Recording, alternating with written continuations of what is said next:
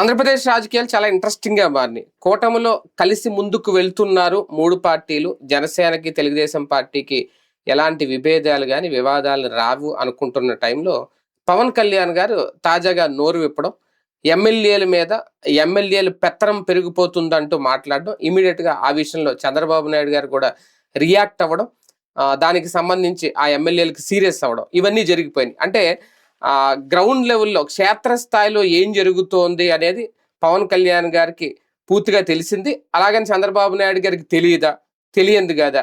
ఇప్పుడు ఈ రెండు పార్టీల మధ్య దీనివల్ల పెద్ద వివాదాలు వచ్చేసి, విభేదాలు వచ్చేసి కూటమి చీలిపోతుందని కాదు. కాకపోతే ఒకళ్ళ మీద ఒకళ్ళ ఆధిపత్యాలు, డామినేషన్స్, దీన్ని కంట్రోల్ చేయడం అనేది ఇప్పుడు బాబు గారి ముందు ఒక అతిపెద్ద పరీక్ష. పవన్ కళ్యాణ్ గారే నోరు విప్పిన తర్వాత దీన్ని సెట్ చేయబోతే కనుక ఖచ్చితంగా రాజకీయ దుమారం అయితే చెలరేగే అవకాశం అయితే ఉంటుంది. ఏం జరగబోతుంది ఇదే అంశం మీద చర్చించే ప్రయత్నం చేద్దాం. సార్, నేను డిబేట్లో మీరు చెప్పినట్టున్నారు దీని గురించి ఇలాగా నిలదీశారు, అడిగారండి. ఇవాళ అన్ని పేపర్లోనే వచ్చేసింది.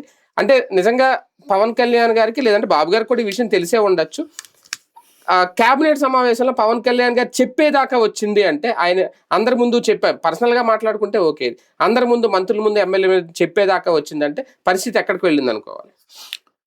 మొన్న 2 days బ్యాకే ఈనాడు జ్యోతుళ్ళే రాశారు కదా, 46 మంది మీద ఆగ్రహం. అది టీడీపీ వాళ్ళ వరకు. అంటే ఏంటి, అక్కడే అర్థమైపోతుంది కదా. దాంట్లో భాగంగా అంటే పవన్ కళ్యాణ్ గారి విషయాలు అయ్యో లీక్ అవుతున్నట్టున్నాయి, ఆయన చెక్ చేసుకోవడం బెటర్. అది పవన్ ఇది అడగబోతున్నాడని ముందే రాశారు వాళ్ళు. లేకపోతే ఎవరు చెప్పారు? చంద్రబాబు గారికి నివేదిక ఎవరు ఇచ్చారు? ఈనాడు జ్యోతి రాసినాయి అంటే కూడబలుక్కుని రాసినాయి అంటే అర్థం ఏంటి? అంటే వీళ్ళు మొదటి నుంచి బాబు గారిని అలర్ట్ చేస్తున్నారు. మొన్నే కాదు, చాలా రోజుల క్రితం నుంచి ఎమ్మెల్యేలు పనితీరు బాగాలేదు, గీత దాడుతున్నారు, ఎవరో మాట అంటే టీడీపీ వరకు అలర్ట్ చేస్తున్నారు. ఇప్పుడు ఏకంగా ఆ ఎమ్మెల్యేల మీద ఇది ఒక రకంగా కంప్లైంట్ అనాలేమో పవన్ కళ్యాణ్ గారు. పెరిగిపోయింది అనే పదం ఎవరిచ్చారు? నివేదిక ఎవరు అడిగారు? నివేదిక ఎవరిని అడిగారు? కులికపూడి వివాదం అడిగితే 46 మంది మీద నివేదిక ఎవరిచ్చారు? ఎవరికి ఇచ్చారు? ఎవరు వాళ్ళ పేర్లు ఏమున్నాయి? అదేమీ లేదే, బయటికి రాలేదే. అంటే ఏంటి? Cooking story. పవన్ కళ్యాణ్ దగ్గరికి చాలా మంది వాళ్ళ సొంత ఎమ్మెల్యేలు కంప్లైంట్ చేస్తున్నారు. కూటమిలో జనసేన వాళ్ళని పట్టించుకోవట్లేదు. 20 మందిలో లెవెల్లో అసలు ముందు పవన్ కళ్యాణ్ గారే అపాయింట్మెంట్ ఇవ్వట్లేదు. వాళ్ళు 20 మంది ఎమ్మెల్యేలకు ఆయన ఎన్నిసార్లు అపాయింట్మెంట్ ఇచ్చాడు? ఎన్నిసార్లు విడివిడిగా కూర్చున్నాడు? అప్పుడెప్పుడో వైజాగ్ అన్నారు, మళ్ళీ అది కూడా అందరితో ఏం కూర్చోలేదు, మళ్ళీ తర్వాత అన్నారు. ఇప్పుడు 18 నెలలు అయింది. ఎన్నిసార్లు కూర్చుని ఉన్నారు వీళ్ళు? స్టేట్మెంట్ మాత్రం హెడ్డింగ్ బాగుంది, తర్వాత అక్కడితో అయిపోయింది. ఏ సేనతో కూర్చున్నాడో ఆ సేనానికి తెలియట్లేదు. బేసిక్ సమస్య ఏంటి అంటే, ముందు నీ ఎమ్మెల్యేలతో నువ్వు అపాయింట్మెంట్ ఇస్తే కదా నీకు తెలిసేది ఏం జరుగుతుందని. జనసేన నాయకులకి ఇస్తున్న పదవులు ఎన్ని, అందుతున్నది ఎన్ని, ఏం లెక్కలు ఉన్నాయి? క్రమంగా ఇప్పుడు మనం అనేక సార్లు నేను ప్రస్తావించా, ప్రజాపాలన అంటే ప్రజలకి ఏ సమస్య అడగగానే పరిష్కారం అవడం ప్రజాపాలన అంటే. అంతేగాని ప్రజాప్రతినిధి చెబితే పని కావడం కాదు ప్రజాపాలన. ప్రజాప్రతినిధి చెబితే పాలన అంటే దట్ ఇట్ సెల్ఫ్ పెద్ద కరప్షన్. ఎందుకంటే రాజకీయాల్లో ఎవడు పత్తిత్తు కాదు. ఎవడు పత్తిత్తు కానప్పుడు నేను రాజకీయ నాయకుడి దగ్గరికి వెళ్తేనే నా పని జరుగుతుందంటే అదే అవినీతి.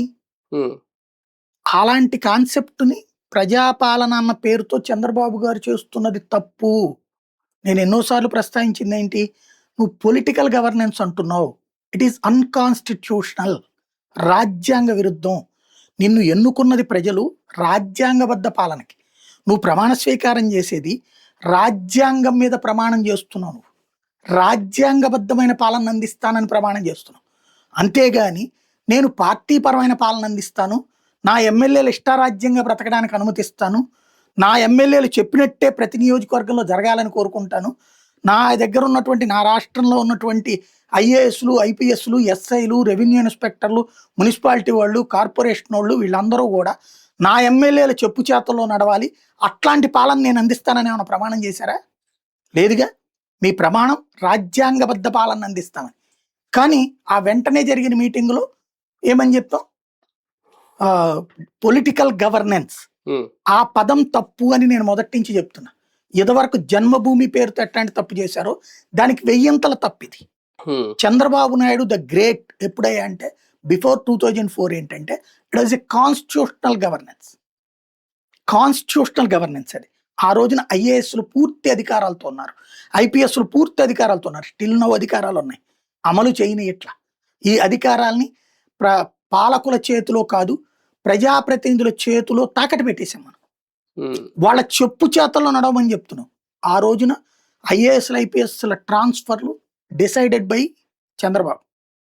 Hmm. ఏ జిల్లాలో అయితే అరాచకం ఎక్కువగా ఉంటుందో అక్కడ ఒక సురేంద్రబాబు వెళ్తాడు, ఒక ఏబి వెంకటేశ్వరరావు వెళ్తాడు, అవును, ఒక ఉమేష్ చంద్ర వెళ్తాడు. ఇట్లాగా అంటే పవర్ఫుల్ ఆఫీసర్ అక్కడికి వెళ్తాడు, అవును, పవర్ఫుల్ డిఎస్పీలు అక్కడికి వెళ్తారు, ఉమ్, తాట తీసి వదిలిపెడతారు. డిటి నాయక్ వెళ్తాడా, ఉమ్, ఇట్లా. అలాంటిది అంటే ఎక్కడ అరాచకం జరుగుతుందో అక్కడికి పవర్ఫుల్ పోలీస్ ఆఫీసర్లు వెళ్ళాలా, ఉమ్, అడ్మినిస్ట్రేటివ్ అవసరాలు ఉత్తరాంధ్రలో ఇట్లాంటి చోట్లకి అలాంటి అధికారులు, కామ్గా నడుచుకునే అధికారులు చాలు.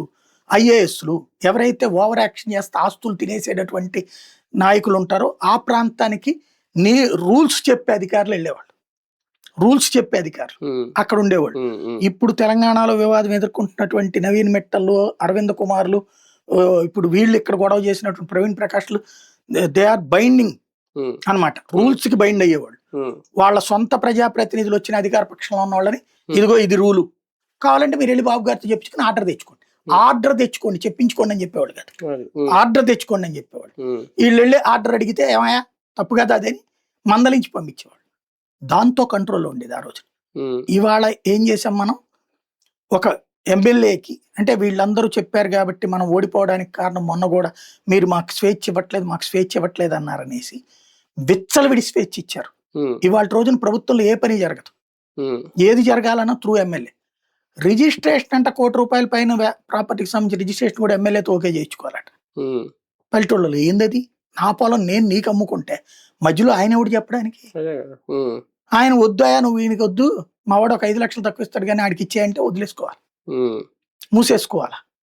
సివిల్ ఇద్దరు అన్నతమ్ముల మధ్యన గొడవలు వస్తే వీళ్ళ మధ్యలో వాళ్ళిద్దరూ రాజీ అవుతున్నా వీళ్ళు ఒప్పుకోవట్ల, ఉమ్, ఇలాగ తయారైపోయింది. అట్లాగే మనకి ఇదివరకు ఉన్న సచివాలయ వ్యవస్థ లేకపోతే వాలంటీర్ వ్యవస్థ వల్ల కరప్షన్ లేదు. ఉమ్, మాక్సిమం ఉంటే ఎక్కడన్నా 1% 2% ఉండొచ్చునేమో, అవును, ఉమ్, అంతే తప్పించి కరప్షన్ లేదు. నాకు ఈ సర్టిఫికేట్ కావాలంటే ఇంటికి వచ్చేసేది, ఉమ్, నాకు ఈ పని కావాలంటే ఆ వాలంటీర్ వెళ్ళి సచివాలయ సిబ్బందితో చెప్పి చేయించేవాడు. ఉమ్, అవసరమైతే మనం వెళ్ళి సంతకం పెట్టాలని సచివాలయానికి రమ్మనేవాడు. అవును, పక్కనే సచివాలయం, అవును, ఎంత దూరం లేదు, 1 కిలోమీటర్ దూరం కూడా ఉండేది కాదు, ఉమ్, పక్క పక్కనే ఉండేది. ఉమ్, వెళ్ళే వాళ్ళం పని అయిపోయేది.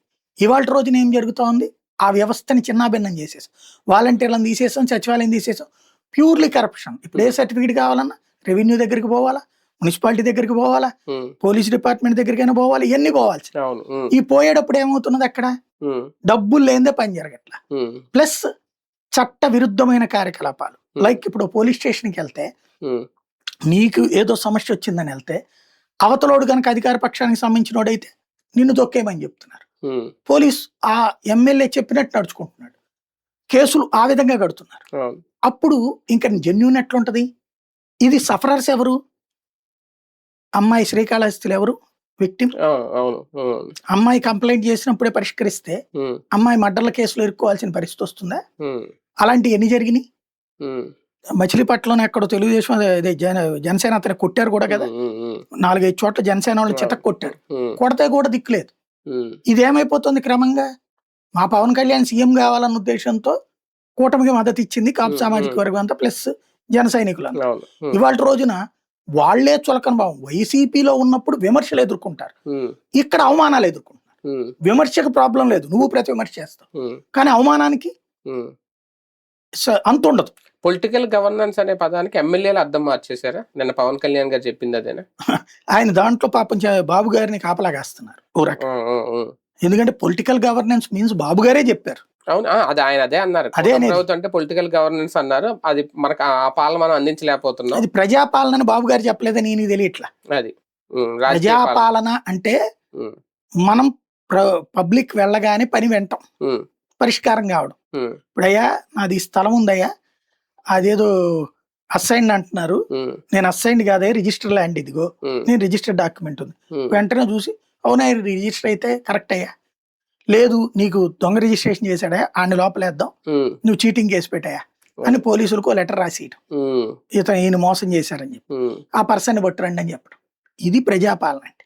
నేను పోలీస్ స్టేషన్కి వెళ్ళి అయ్యా నా ఫోన్ వాడు ఎవడో లాక్కున్నాడయ్యా, లేకపోతే మా వ్యాపారం మీదకి వచ్చాడు డబ్బులు అడుగుతున్నాడయ్యా నన్ను అంటే వెంటనే ఏందయ్యా అని ఆయన పట్టుకురావడం.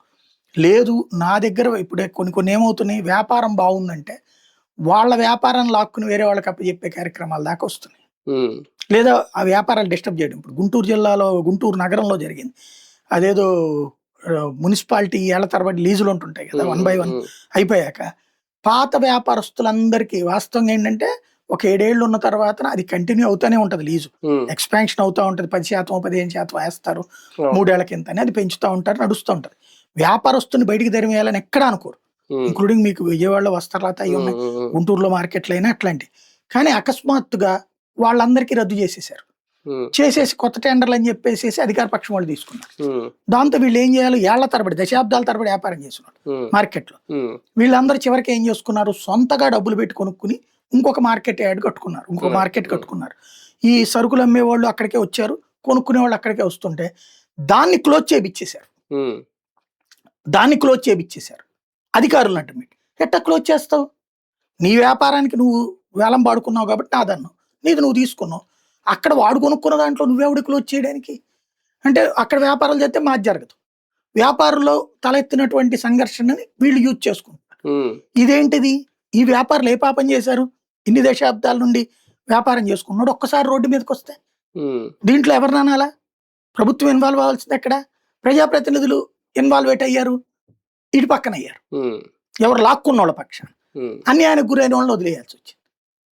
ఇట్లాంటిది ఇప్పుడు ఫర్ ఎగ్జాంపుల్ ఒక కొత్త కన్స్ట్రక్షన్ చేస్తున్నారు, మేము నీకు పరిహారం ఇవ్వము, నువ్వు అర్థం చేసుకుని నాకు ఇచ్చేయాలంటే ఎట్టాగా ఉంటుంది, ఏ బేసిస్ మీద ఉంటుంది. ఇట్లాంటివన్నీ జరుగుతుంటే ఇవి గ్రౌండ్ లెవెల్లో మనకి పేపర్లలో హెడ్డింగ్లు బాగుంటుంది, ఉమ్, కానీ గ్రౌండ్ లెవెల్లో విక్టిమ్స్ పెరుగుతున్నారు.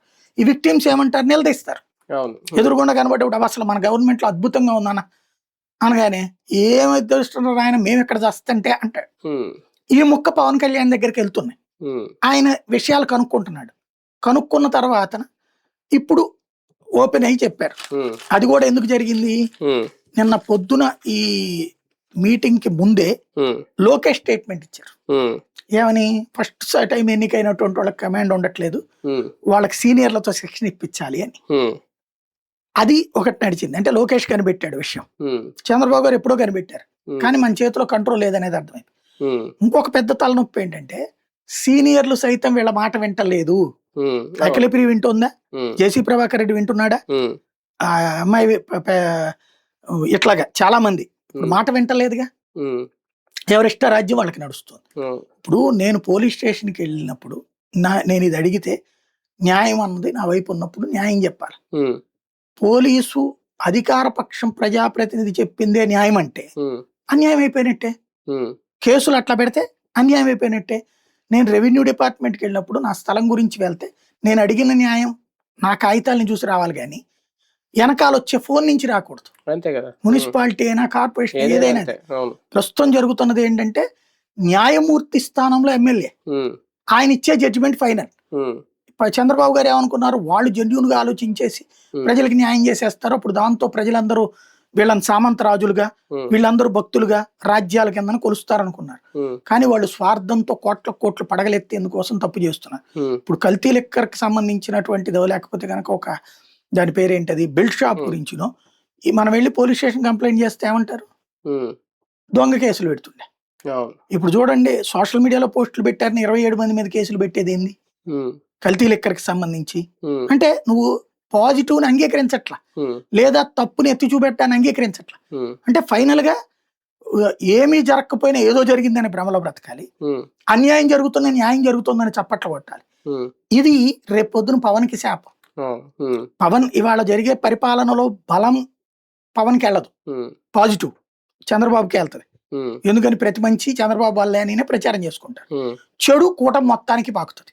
ఉమ్, ఇప్పుడు బీజేపీ వాళ్ళకి సంబంధించిన వాళ్ళు మరి ఆ తెలుగుదేశం నుంచి వచ్చినటువంటి వర్గం, పెద్ద వర్గం ఎవరైతే ఉన్నారో వాళ్ళు రోజు ఈ పీపీపీల గురించి ఇష్టం వచ్చినట్టు మాట్లాడుతున్నారు. ఉమ్, మోడీ ఇచ్చింది పీపీపీ కింద కాదు, మోడీ ఇచ్చింది ప్రభుత్వం నిర్వహించాలి.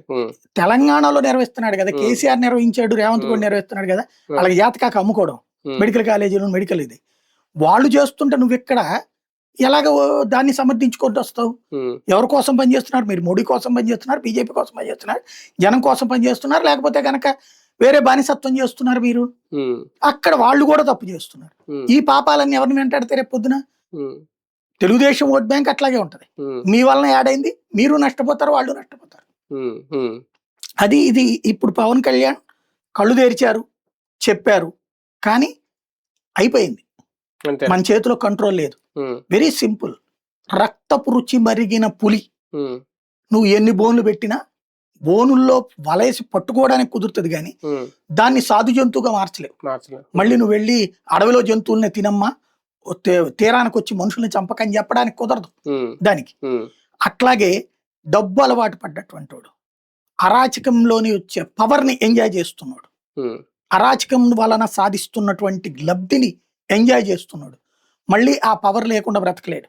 కానీ తెలుగుదేశం పార్టీలోని సీనియర్లకి కూటమి కొత్త ఏం కాదు, మిత్రపక్షాలతో కలిసి ప్రభుత్వం కొనసాగించడం కూడా కొత్త ఏం కాదు. ఇంతకు ముందులా రాని విభేదాలు, ఆ డిస్టర్బెన్సెస్, ఆ ఆధిపత్యాలు, ఆ పెత్తనాలు ఇప్పుడే ఒక మిత్రపక్షం రేజ్ చేసిందంటే లోపం ఎక్కడంది? అప్పుడు ఉండేది కమ్యూనిస్టులు రైజ్ చేస్తుండేవాళ్ళు. అంటే ఈ స్థాయిలో ఉందా? అంటే కమ్యూనిస్టులు పాలనలో లేరు. 2014 నుంచి బీజేపీ ఏమన్నా ఎప్పుడైనా మాట్లాడిందా? కమ్యూనిస్టులు పాలనలో లేరు. 99 టైంలోనో 2004 టైంలోనో బీజేపీతో ఉన్నారు, లేదా మధ్యలో అంతకు ముందు ఉన్నా కూడా కమ్యూనిస్టులు రైజ్ చేస్తూనే ఉండేవాళ్ళు. బీజేపీ రైజ్ చేయడం అంటే అప్పుడు అసలు ఇంత దుర్మార్గంగా లేదు కదా. అప్పుడు అడ్మినిస్ట్రీరియల్ గా ఉంటే సర్దుకుపోయేవారు. అప్పుడు అంటే 2014-19 మధ్యలో అయితే బీజేపీ రైజ్ చేసింది. సోమవీర్రాజు రైజ్ చేసేవాడా? అప్పుడే కదా అతని మీద ద్వేషం. తర్వాత కొంతమంది మీద కన్నా కూడా రైజ్ చేసేవాడు కదా, ఆయన కూడా రైజ్ చేస్తుండేవాళ్ళు. మాణిక్యాలరావు ఆయన రైజ్ చేశాడు ఇష్యూస్. అప్పుడు విజయవాడలో గుళ్ళు కూల్చినప్పుడు నాకు కూడా చెప్పకుండా కూల్చారని చెప్పాడు కదా ఓపెన్ గా. కొంత అవకాశం ఉండేది, ఒక్క కామినేని తప్పించి మిగతా వాళ్ళు పాయింట్ రైజ్ చేస్తుండేవాళ్ళు. ఈ దఫా అందుకని ప్యూర్లీ టీబీజేపీ బ్యాచీనే పెట్టుకున్నారు, బీజేపీ టీటీ. దాంతో వాళ్లే కాబట్టి వాళ్ళు ఎవరు మాట్లాడలేదు. పైగా రివర్స్ లో పాజిటివ్ గా మాట్లాడుకొస్తున్నారు. వాళ్ళ పార్టీ ప్రయోజనాలు కూడా ఫలంగా పెడుతున్నారు ఇక్కడ. ఈ పవన్ కళ్యాణ్ అంటారా, జనసేన ఆ రోజున ప్రస్తావించలేదు, కానీ 18-19లో మాట్లాడుకొచ్చారు. అప్పుడు బయట ఉన్నారు కాబట్టి, ఇప్పుడు లోపల ఉన్నారు. తేడా వస్తే రేపు పొద్దున ఇప్పటికే గ్రౌండ్ లెవెల్లో కనబడుతుంది ఏంటి అనేటటువంటి. ఇది నెగిటివిటీ అన్నటువంటి కాన్సెప్ట్ కనుక పెరిగితే ప్రమాదం కూటమి మొత్తానికి. కానీ ఎమ్మెల్యేలు కంట్రోల్ చేయడం అనేది సాధ్యం అవుతుందా బాబు గారికి? అధికార యంత్రాంగానికి పూర్తి స్వేచ్ఛనిస్తే సాధ్యం అవుతుంది, ఇవ్వలేరు ఆయన. అంటే మరోసారి ఇది కనుక రిపీట్ అయితే కూటమి బీటల వారే తీసుకెళ్తుందా? ఏముండదండి, వీళ్ళు 5 ఏళ్ళు ఈయనకి, ఇప్పుడు వీళ్ళందరికీ కూడా జగన్ ని చూస్తున్నంతసేపు ఇలాంటి ఎన్ని తప్పులు జరిగినా పర్లేదు అనిపిస్తుంది.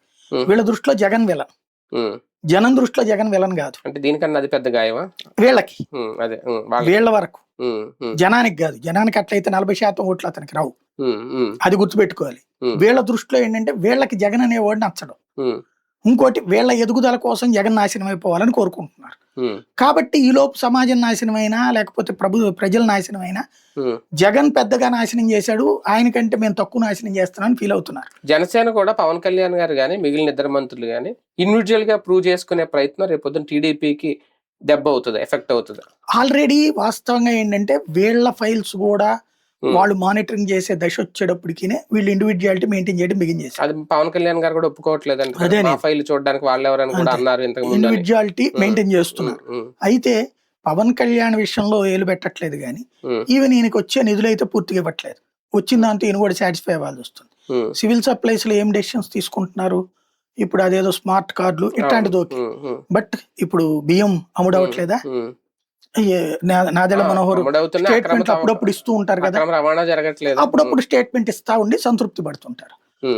కందులు దుర్గేష్ పాపం సిన్సియర్ గా పనిచేస్తారు, కాకపోతే ఆయన టూరిజం డిపార్ట్మెంట్ ఇవన్నీ కూడా ప్రైవేట్ వాళ్ళకి ఇస్తుంది. ఎవరు ఇప్పుడు ఆలోపం ఎవరిది? మరి ఏం ఆపినట్టు? అదే అనేది, మరి ఏం ఆపినట్టు? బేసిక్ గా వీళ్ళిద్దరి విషయాల్లో పేరుకి మాత్రం స్వేచ్ఛ ఉన్నదే తప్పించి డెసిషన్స్ పైనుంచినే నడుస్తున్నాయి. పవన్ కళ్యాణ్ విషయంలో ఈయన చేతిలోనే డెసిషన్ నడుస్తున్నట్టు కనబడుతుంది, కానీ డబ్బుల విషయంలో మాత్రం సగమే సప్లై నడుస్తున్నది. అది కానీ కొంతవరకు బాబు గారు అలర్ట్ అవ్వాల్సిన సందర్భం వచ్చిందా? ఆయనకి అంతా తెలుసండి, తెలియనంత అమాయకుడేం కాదు. ఆయన చేతిలో ఆయన ఎవరిని ఎక్కడ బిగించాలి, ఉమ్, ఎవరిని ఎక్కడ నొక్కాలి, ఎవరిని ఎక్కడ కంట్రోల్ చేయాలి, ఎవరికి స్వేచ్ఛనివ్వాలి, ఉమ్, ఎవరిని ఎంతవరకు కంట్రోల్ చేయాలి, ఇదంతా తెలిసినోడే. ఉమ్, ఉమ్, ఆయనకి ఎవడు నేర్పక్కల, తాతకి దగ్గులు ఎవరు నేర్పక్కల. అదే కదా. రైట్, చూద్దాం. మొత్తానికి పవన్ కళ్యాణ్ గారికి అయితే కోపం వచ్చింది, ఆవేశం వచ్చింది. మొన్నటి వరకు జనసేనలో ఉన్న ఎమ్మెల్యేలు ఏదైతే చెప్పారో డామినేషన్ పెరిగిపోతుంది, మాకు గుర్తింపు లేదు, వాల్యూ లేదు అనేది, దానికి సంబంధించి తాజాగా అక్కడ కేబినెట్ సమావేశంలో మాట్లాడడం. ఇప్పుడు బాబు గారి నిర్ణయాలు ఎలా ఉంటాయి? పెత్తనం తగ్గిస్తారా, ఎమ్మెల్యేలు కంట్రోల్ చేస్తారా? చూద్దాం.